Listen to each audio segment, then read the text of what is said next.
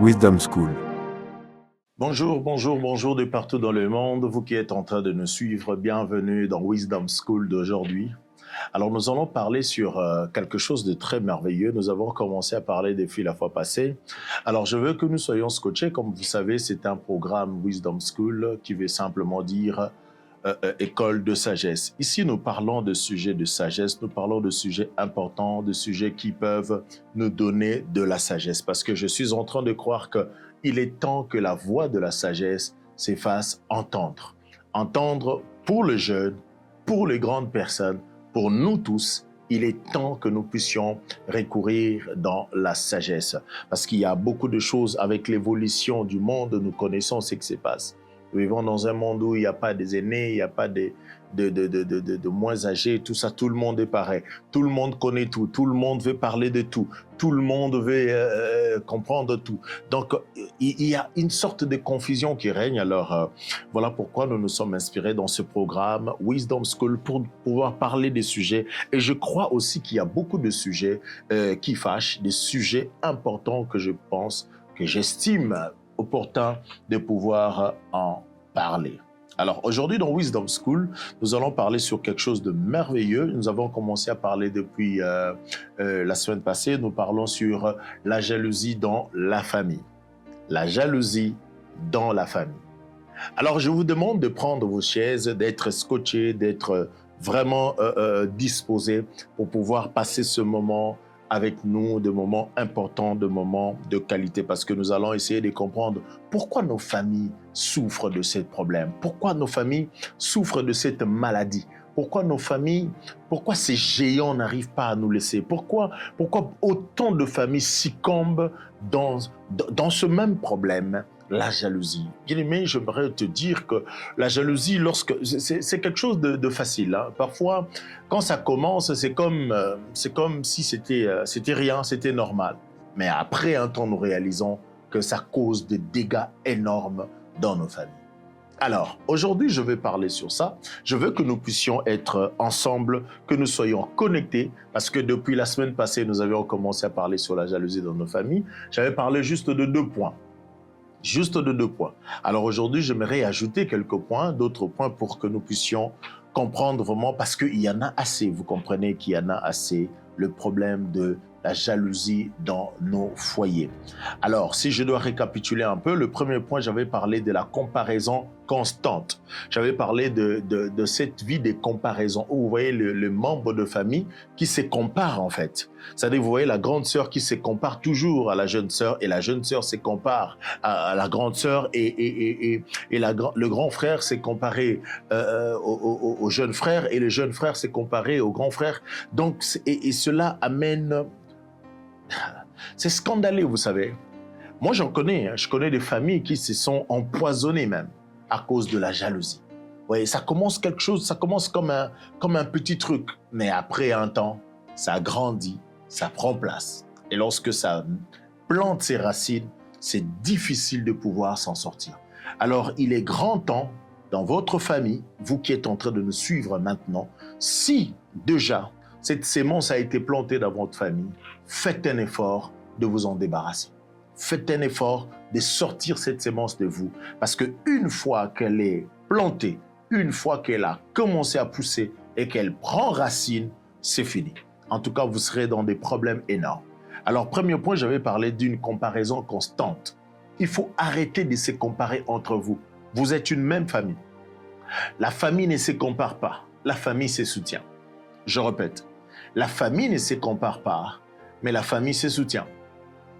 Alors, ça ne sert à rien de se comparer à ta jeune sœur, ça ne sert à rien de se comparer à ton grand frère, ça ne sert à rien à ton frère aîné, à ton jeune frère. Ça ne sert à rien de tout ça, ça ne sert à rien de se comparer. Et il y a des familles qui vont plus loin jusqu'à ce qu'on trouve la maman, c'est-à-dire la femme se compare à l'homme et l'homme se compare à la femme. Et là encore, c'est pire. Alors je nous dis que la famille ne se compare pas, mais la famille se soutient. À la place de se comparer, faites le choix de se soutenir. Lorsque vous allez vous soutenir, vous allez réaliser que c'était possible. Cette montagne pouvait s'écouler, pouvait se renverser. Oui, à 2, parce que nous savons, même la parole de Dieu nous dit que 2 valent mieux qu'un. je crois dans Ecclésiaste chapitre 4, verset 9. Deux valent mieux qu'un. C'est-à-dire, si quelqu'un est seul, l'ennemi peut lui résister facilement. Mais si vous êtes à deux, à trois, vous pouvez résister facilement l'ennemi. Vous voyez? Donc, vous comprenez que la jalousie est une grande arme de l'ennemi. Alors, aujourd'hui, j'aimerais nous demander que nous puissions nous en débarrasser. C'est vraiment important. C'est-à-dire, arrêtez de vous comparer constamment. Constamment. Et il y a des familles qui le disent même, mais il y en a d'autres qui ne disent pas cela, mais vous le voyez dans leur comportement. C'est-à-dire, il suffit de regarder comment les membres de cette famille vivent. Vous comprenez qu'il y a un esprit constant de comparaison. Et ça tue l'esprit familial. Ça ne construit pas une famille, mais ça détruit. Et lorsque vous verrez cet esprit des comparaisons, pensez, comprenez qu'il y a la jalousie qui règne.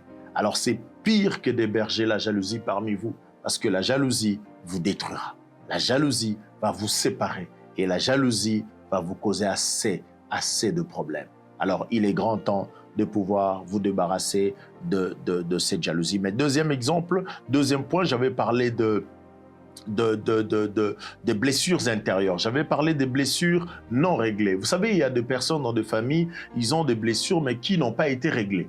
Alors, à cause de manque de guérir de ces blessures-là, ils sont devenus jaloux des autres. Voyez? Alors, tu as été blessé dans quelque chose, tu as été blessé par quelqu'un, tu as été blessé par l'autre, mais ne pense pas que tout le monde est pareil. Ce n'est pas parce que X t'avait blessé que Y le fera. Ce n'est pas parce que Y t'a blessé que le X le fera. Non, c'est l'autre qui t'avait blessé alors que l'autre ne l'a pas fait. Voyez? Alors, il y a même des personnes que je comprends, même dans le couple, je vois certains maris ou certaines femmes, tu as, et là on en parlera un autre jour, tu as été blessé par un ami, mais tu viens déverser la colère sur ta femme ou sur ton mari. Non, ce n'est pas comme ça. C'est-à-dire, nous devons comprendre que, en fait, les blessures intérieures, les blessures non réglées, ça peut nous emmener dans des jalousies énormes. Ça peut nous diviser, en fait. Alors, nous devons veiller à guérir nos blessures. Et entre familles aussi, parce que les blessures ne viennent pas que les gens de l'extérieur. Même parmi vous, les membres de famille, vous pouvez vous rencontrer des problèmes. J'aimerais dire à quelqu'un qu'il n'y a aucune famille dans ce monde où il n'y a pas de problème. Les problèmes, il y en a partout. Hein. Dans toutes les familles du monde, vous trouverez des problèmes. Ah là, j'aimerais que tu m'entendes et très bien. Dans toutes les familles sur cette terre, vous trouverez des problèmes. Peut-être que vous avez ces genres de problèmes, mais eux, ils n'ont pas le même genre de problème que vous. Mais ils ont autres problèmes que vous n'avez peut-être pas. Alors, vous devez apprendre une chose. Si les blessures viennent de vous, alors apprenez à vous pardonner. Je reprends. Si les blessures viennent de vous, c'est-à-dire l'un de cette famille a causé du tort à l'autre ou encore à toute la famille, alors peu importe le mal que vous êtes causé entre vous, je vous en supplie, s'il vous plaît, trouvez moyen de guérir de cette blessure ou de ces blessures. Trouvez moyen de vous pardonner mutuellement et de vous pardonner sincèrement, afin que ce pardon-là guérisse vos cœurs. Parce qu'un cœur blessé et qui n'est pas guéri va continuer à blesser. Un cœur blessé ne sait pas donner de la joie. Un cœur blessé ne sait pas accepter l'autre. Mais par contre, un cœur blessé blesse encore, blessera encore et toujours. Alors voilà pourquoi je vous demande, de toutes les façons, le monde ici, j'aimerais nous le dire que nous comprenons. Vous savez, regarde, tu as quel âge? Regarde l'âge que tu as. Penses-tu qu'il te reste combien d'années sur cette terre? Penses-tu qu'il te reste combien d'années? Admettons que tu as 40 ans et que Dieu a peut-être limité ta vie à 60 ou à 70. Combien te reste? C'est-à-dire, le nombre d'années que tu as vécu est plus nombreuse que le nombre d'années qui te restent à vivre. Alors, pourquoi nous voulons consacrer le peu de années qui nous restent à vivre dans le problème, dans la jalousie? Pourquoi ne pas saisir ces années-là pour s'aimer entre nous, pour s'aimer les uns les autres? Pourquoi ne pas saisir ce moment-là pour que l'amour grandisse encore et encore davantage dans notre famille? Alors je vous demande, je vous demande de vaincre ce problème des blessures intérieures. Alors, je veux rapidement prendre le troisième point et le quatrième, peut-être le cinquième aussi. Alors, troisième point, j'aimerais parler aujourd'hui. Je parle sur le manque d'identité personnelle. Les manques d'identité personnelle.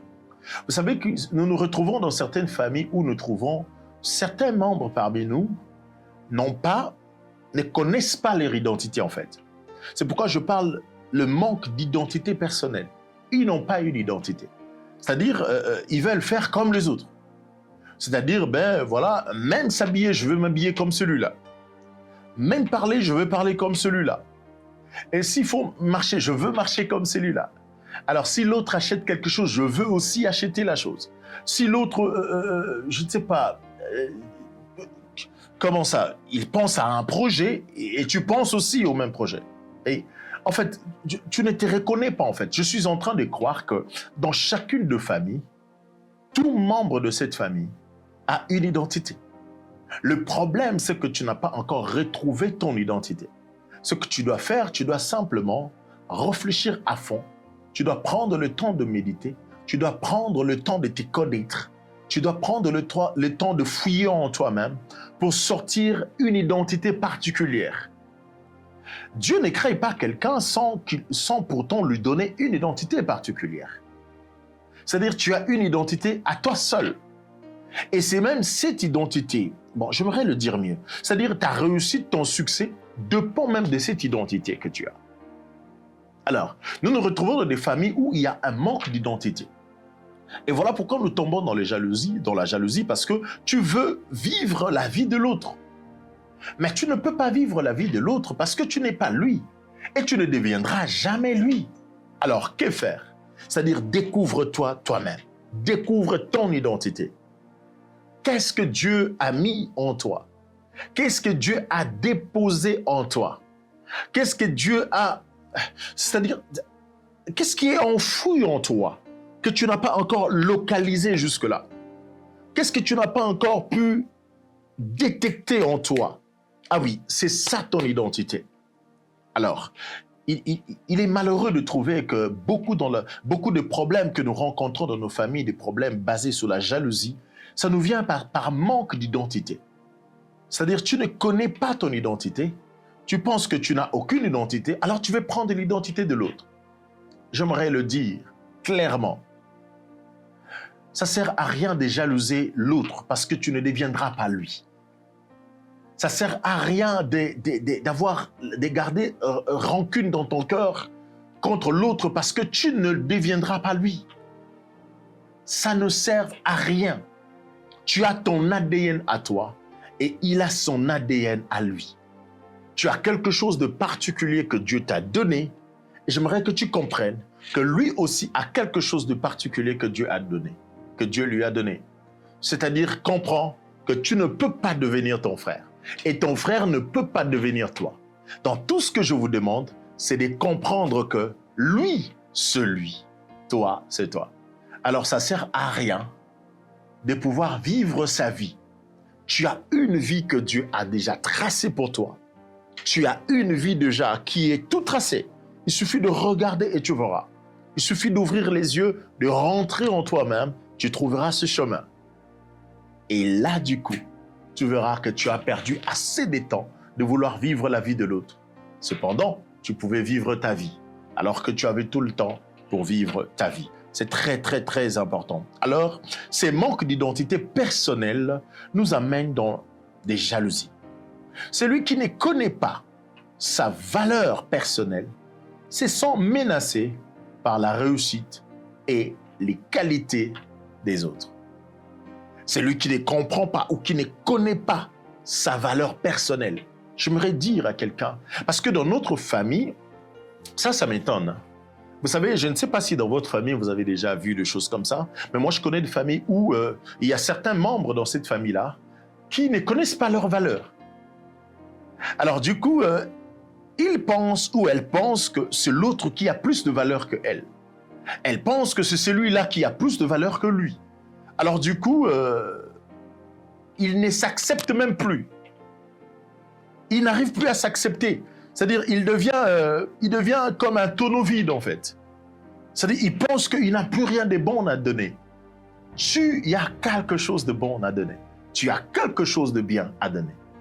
Tu as quelque chose de merveilleux à donner. Seulement que tu n'as pas encore réalisé. Il suffit de s'asseoir, de rentrer en toi-même, de réfléchir à fond, de te poser des bonnes questions. Et tu verras, tu découvriras la vraie valeur qui est en toi. Et ça, c'est très, très important parce que si tu n'as pas découvert cette identité personnelle que tu as, cette chose particulière que Dieu a déposée en toi, si tu ne découvres pas, quelque chose va se passer, c'est que tu vas devenir contre les autres, en fait. Tu vas refuser de croire à la qualité de l'autre. Ça me fait rire. Vous savez, il y a des personnes dans des familles qui, lorsqu'il est là et qu'il entend qu'on parle en bien de son frère ou de sa sœur, la première réaction qui lui vient à cœur, c'est de refuser. C'est de vouloir parler, de vouloir montrer quelque chose de négatif pour ce frère-là. Je donne un exemple. C'est-à-dire, je suis avec Gad, je parle par exemple de Josaphat, je dis, ben écoutez, j'aime Gad, je le trouve mature, hein, je le trouve un homme assis, je le trouve un homme posé, je le trouve un homme sérieux. Et ben du coup, Josaphat prend la parole pour dire, oui, mais c'est parce que tu le vois de l'extérieur. Hein. Moi qui vis avec lui, il faut me poser la question. Vous savez, il y a toujours des gens comme ça. C'est-à-dire, il dit, c'est parce que tu ne vis pas avec lui. Il faut vivre avec lui pour comprendre si ce que tu dis est vrai. C'est-à-dire, à tout moment que nous parlons des positifs de l'autre, s'il est là, il a toujours besoin que vous compreniez que, hormis ça, il y a beaucoup de négatifs aussi. Non, ça, c'est la jalousie. Lorsque vous commencez à voir des signes comme ça dans votre famille, sachez que vous êtes tombé. Cet ennemi puissant vous a pris en otage. Cet ennemi fort vous a pris en otage. Alors je vous demande aujourd'hui de prendre conscience, afin de bouter dehors cet ennemi, de le sortir de votre famille. Quand tu sens que ton cœur commence à s'enfler, c'est-à-dire il n'est pas tranquille lorsqu'on parle du bien de ton frère ou de ta sœur, et que tu sens que tu as toujours besoin de parler de quelque chose de négatif, alors fais attention. Ça montre que quelque chose de mal commence dans ton cœur. La jalousie commence à prendre place. Alors la voix de la sagesse te parle aujourd'hui pour te demander de sortir cette sémence de toi le plus vite possible. Parce que je sais comment ça finit. Je sais comment ça finit. Alors débarrasse ton cœur, alors rapidement, de cette racine, de cette sémence qui va devenir une grande racine que tu pourras peut-être pas déraciner demain. Et là, laisse-moi te dire que ça va vous créer alors assez de problèmes. C'est très, très important. Merci vous qui êtes en train de nous suivre, mais je crois que vous êtes en train de comprendre ces choses. Pendant que nous parlons, je veux que vous vous posez des questions si c'est vraiment ça que vous êtes en train de vivre dans votre famille. Et si c'est ça que vous vivez dans votre famille, alors il est temps, il est grand temps. Il est grand temps de trouver une solution. Débarrassez-vous et rapidement de cet ennemi de la jalousie. Oh. Alors, le quatrième point, j'aimerais parler de l'égoïsme et orgueil. L'égoïsme et orgueil. Quand chacun cherche son intérêt personnel, il devient difficile de se réjouir du succès d'un autre. Et si je parle de l'égoïsme et de l'orgueil, vous savez, lorsque vous êtes en famille et que vous constatez que, ici quand je parle de famille comme famille biologique, mais je parle aussi, parce qu'on n'a pas que de famille biologique, hein, je parle aussi de toutes les équipes que nous avons eu à former dans notre vie. Peut-être au travail, peut-être je ne sais où, ce sont des familles. C'est-à-dire toutes les équipes formées, vous devenez une famille en fait. Alors des choses que je parle ici, je ne parle pas seulement dans une famille comme si cela concernait qu'une famille biologique, une famille de sang, mais c'est aussi tout groupement de personnes, tout mouvement de personnes où vous êtes associés pour l'exécution d'un projet, où vous êtes associés pour je ne sais d'où à l'église, où vous êtes associés dans une telle compagnie, dans une entreprise quelconque, ou vous êtes associé dans une équipe de football, ou vous êtes associé dans une équipe de volleyball, basketball, whatever. C'est-à-dire, je parle de toutes ces équipes formées. Vous devenez une famille. Alors, vous devez veiller que cet ennemi majeur, cet ennemi puissant, qui lorsqu'il vient, vous avez l'impression de ne pas voir. Il ne laisse pas les traces. Vous savez, c'est facile de voir les traces du serpent sur le sable. Lorsqu'un serpent passe ici sur le sable, nous pouvons voir ses traces. Mais si un serpent marchait sur une pierre, comment verra-t-on ces traces? Est-ce que vous comprenez ça? Comment voir les traces d'un serpent qui a marché sur une pierre? C'est quasiment impossible. Alors, lorsque la jalousie vient, c'est comme un serpent, mais qui ne marche pas sur le sable. Mais il est en train de marcher sur une pierre. C'est-à-dire, vous avez l'impression qu'il n'y a rien. Vous avez l'impression de ne pas le voir. Mais dans le cœur, il est déjà là. Il est en train de grandir. Il est en train d'avancer. Voilà pourquoi il est important d'être vrai avec soi-même. Il est important d'être vrai avec soi-même pour comprendre que c'est le moment de le bouter dehors. L'égoïsme et l'orgueil. Quand chacun cherche son intérêt personnel, il devient difficile de se réjouir du succès d'un autre. Je dis à quelqu'un, vous êtes en famille, vous êtes dans une équipe de football. Combien j'ai entendu de joueurs se plaindre de ce genre de choses? C'est-à-dire, tu prends la balle, tu avances, tu vois que tu es devant plusieurs défenseurs. Mais il y a ton frère, ton collègue, qui est juste à côté. Lui est seul. Il suffit de lui passer la balle pour marquer. Mais dans le souci d'entreprendre un travail personnel, dans le but d'être glorifié, dans le but d'être acclamé des autres, par l'égoïsme qui règne dans son cœur, il veut lui-même aller au bout.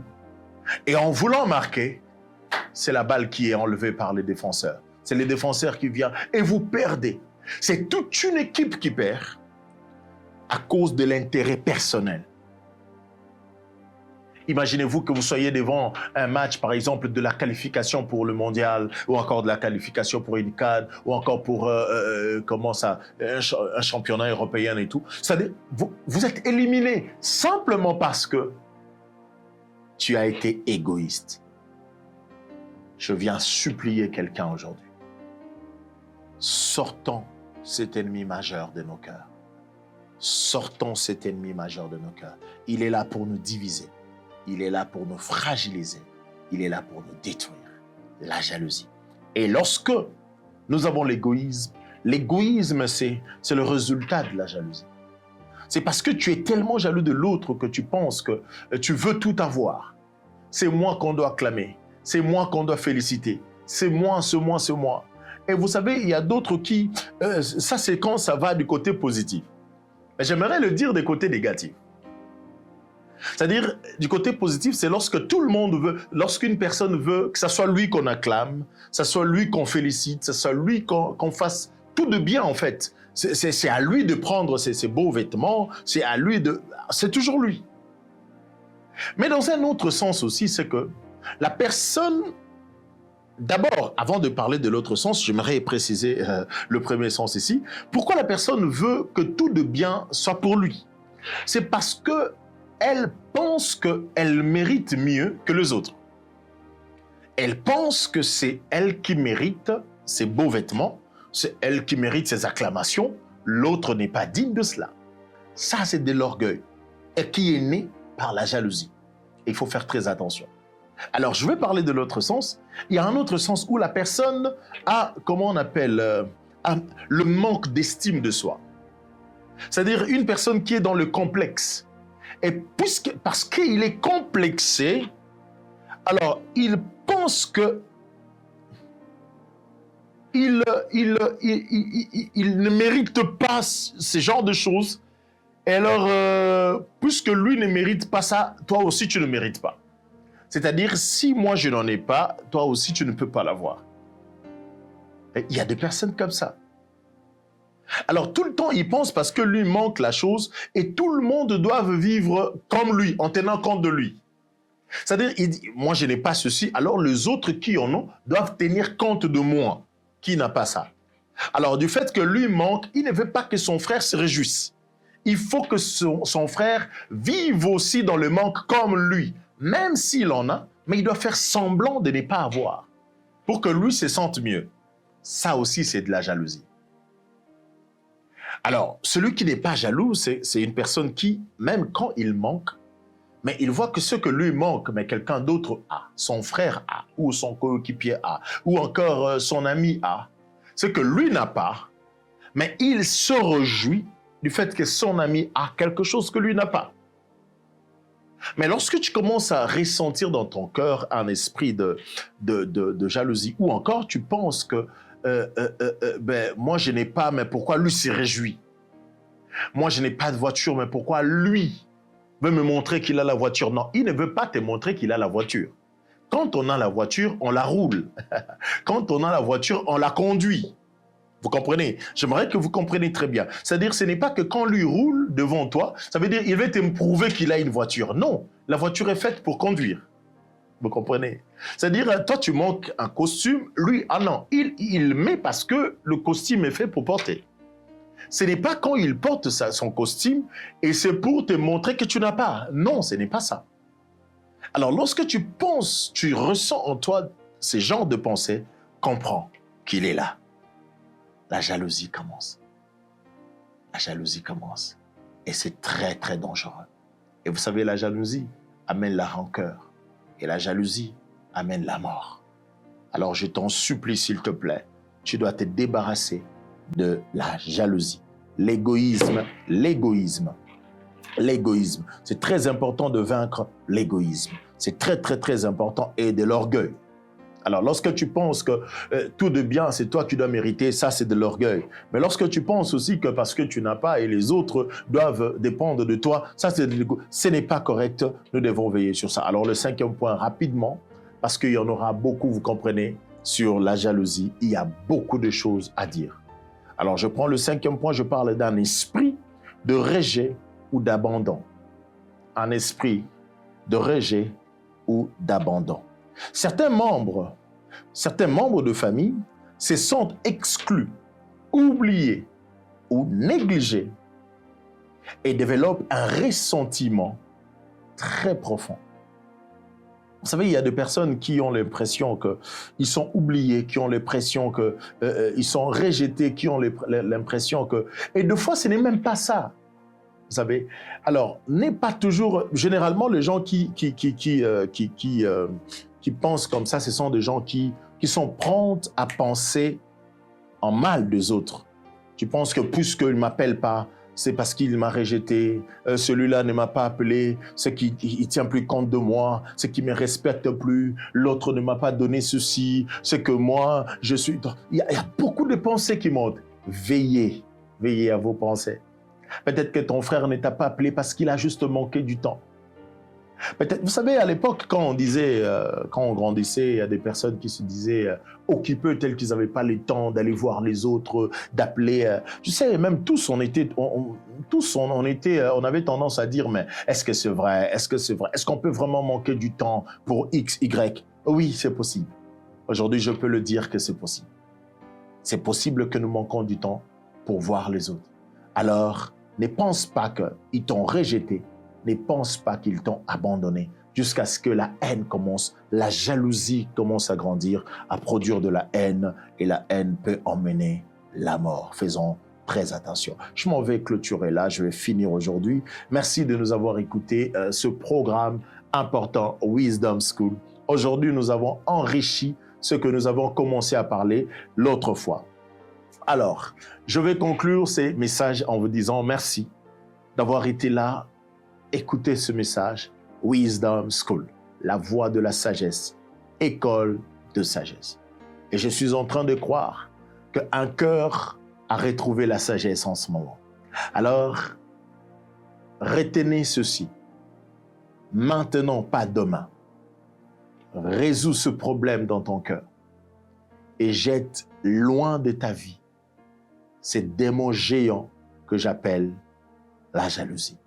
Il finira par te mordre et te tuer. Merci et à la prochaine. Bye.